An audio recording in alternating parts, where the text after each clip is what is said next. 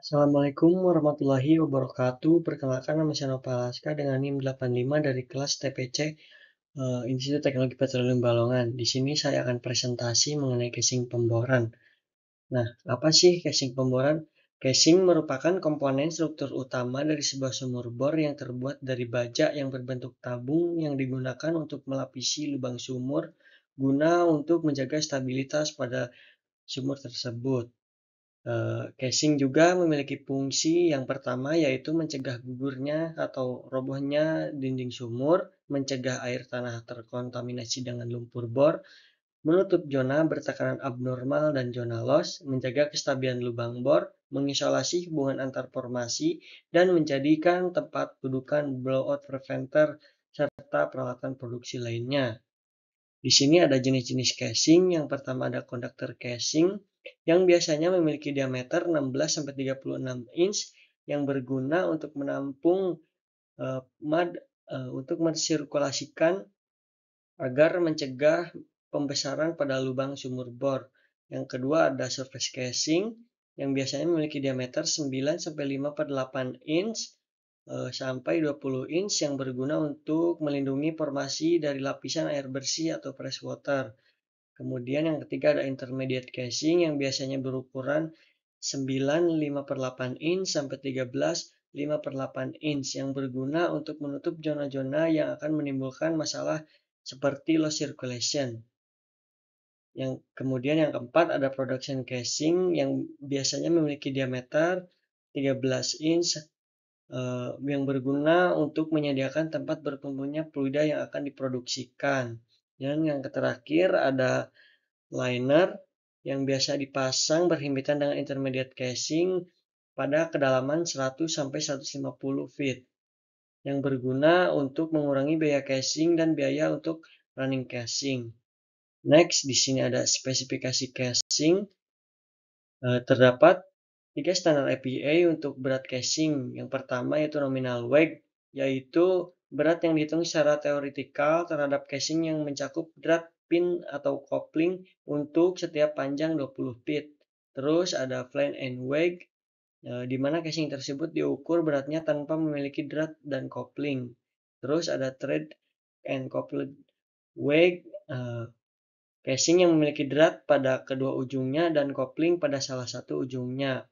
Terus terdapat 4 spesifikasi EPA untuk kopling. Yang pertama ada Short Round Threads and Coupling atau CSG.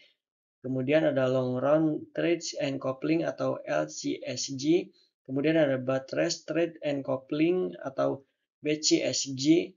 Kemudian yang terakhir ada Extreme Line Threads atau XCSG. Next, di sini ada spesifikasi range atau panjang. Pada range 1 itu memiliki panjang antara 16 sampai 25 feet dengan rata-rata 20 feet, dan range kedua yaitu 25 sampai 34 dan range ketiga yaitu lebih dari 34 feet. Kemudian di sini ada diameter. Diameter pada casing itu mencakup outside diameter, inner diameter, dan rib diameter, dan ini merupakan toleransi dari outside diameter dan rib diameter. Next ada grade dengan standar EPA. Contohnya di sini ada H40. Pada grade ini menggunakan angka yaitu menunjukkan minimum pada yield strength. Yield strength di sini ada contohnya H40, berarti nilai minimumnya 40.000 PSI. Next di sini ada penggambaran jenis-jenis casing yang ada di lapangan. Contohnya ada C90 strip 1 yaitu memiliki warna kopling full warna ungu dengan satu warna band di atasnya. Nah, di sini ada contoh-contoh casing dengan gambar asli di lapangan, ada beberapa. Dan kemudian next ada pembebanan pada casing. Pembebanan pada casing yang pertama ada beban kolaps. Beban kolaps yaitu rangkaian yang memiliki tekanan yang berada di dalam casing atau Fi dan fluida yang berada di luar casing atau Fi. Nah, tetapi pada beban kolaps ini terjadi Fi memiliki lebih kecil dibanding dengan FE, maka dikatakan casing itu merupakan pembenaran kolaps. Nah, di sini pembenaran dalamnya itu lebih kecil dibanding pembenaran luar. Nah, kemudian ada beban burst. Beban burst justru kebalikan dari beban kolaps, yaitu beban burst diakibatkan adanya tekanan yang besar dari dalam casing yang tidak mampu ditahan oleh casing, yang bisa menyebabkan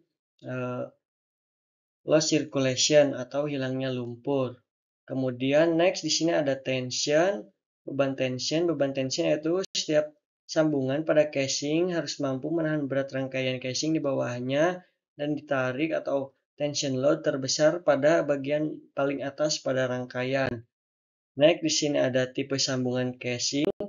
Yang pertama ada RTC atau round thread coupling, yaitu mempunyai bentuk P dengan sudut 60 derajat dengan ujung ulir sampai ujung casing terpotong terbentuk radius tertentu. Dan kedua ada BTC atau buttress thread coupling, yaitu memiliki sambungan panjang yang berbentuk kotak, membuat jenis ini memiliki tekanan yang lebih besar untuk axial load daripada RTC tipe sebelumnya tadi. Dan terakhir ada extreme line thread coupling, yaitu konektor yang sudah terpasang pada beban casing meminimalisir ketebalan pada pipa pemasangan sambungan. Mungkin itu saja yang bisa saya sampaikan, kurang lebihnya mohon maaf. Wabillahi taufiq wal hidayah. Wassalamualaikum warahmatullahi wabarakatuh.